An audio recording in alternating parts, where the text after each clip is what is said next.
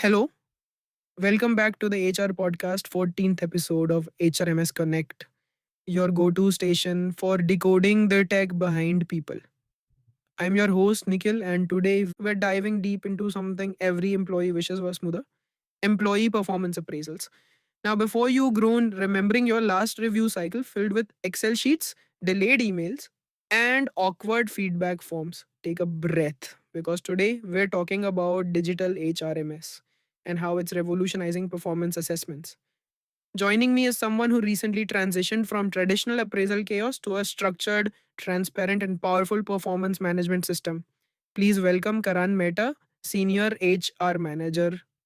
Hey Nikhil, great to be here. And yes, chaos is a very polite word for how appraisals used to work before we found digital HRMS. So tell me, what was the situation before digital HRMS entered the picture? Let me paint the picture. We had managers juggling spreadsheets, chasing emails for goal setting, and manually consolidating data from different teams. Review frequency settings had to be done manually, and HR was stuck as the middleman for every little thing. Most importantly, there was no quick access to pending assessments or any form of centralized report. It was messy, subjective, and frankly, demotivating for employees. Oof, sounds exhausting. And so, what changed when you implemented the digital HRMS performance assessment system module? Everything. And I mean that, from day one, we felt the difference. The platform is clean, customizable, and designed for fair and data driven performance evaluations. We could configure workflows and review cycles monthly, quarterly, biannually, whatever suited our organization structure. Whether it was self goals or team goals, the module allowed both managers and employees to set clear KPIs. And with multiple scoring systems like weightage, rating, or measurement based, we finally had flexibility that fits different departments. That's impressive. But how does the system actually work for someone going through a performance cycle? It's super intuitive. Each employee sees their performance dashboard with all KRAs, competencies, and goals laid out clearly. There are two main types of assessments: self assessment, where employees rate themselves and add comments or achievement documents; team assessment, where it moves to the level 1 manager for evaluation, then to level 2 for final approval. This structure ensures transparency, ownership, and accountability. And all of this happens through their HRMS login. No third party tools or clunky file sharing. And the goal setting part, is that simplified too? And Absolutely. There's self goal setting for employees and team goal setting for managers. A manager can easily approve or reject a submitted goal form. You can even bulk upload KRAs and competencies using Excel, a real time saver during cycles. Plus, the HR team gets a bird's eye view. Which appraisals are pending, approved, rejected, or submitted, all available for every cycle and type.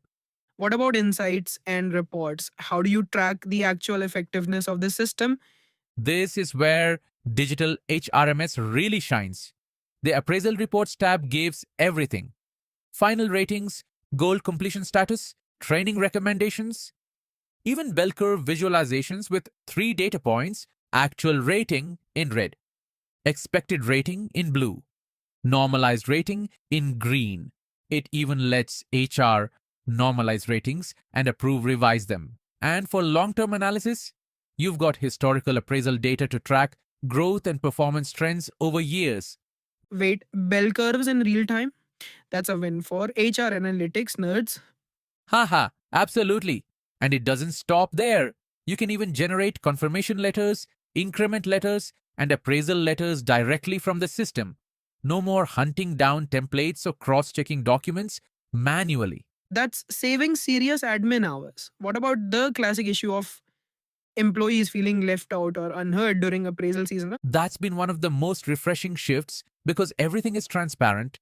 Goals are set in collaboration, assessments are viewable with comments and ratings, and training recommendations are tied into the LMS. People feel seen and supported. And since the PMS is integrated with the LMS, managers can recommend upskilling training right from the performance dashboard. It's performance plus development all in one cycle.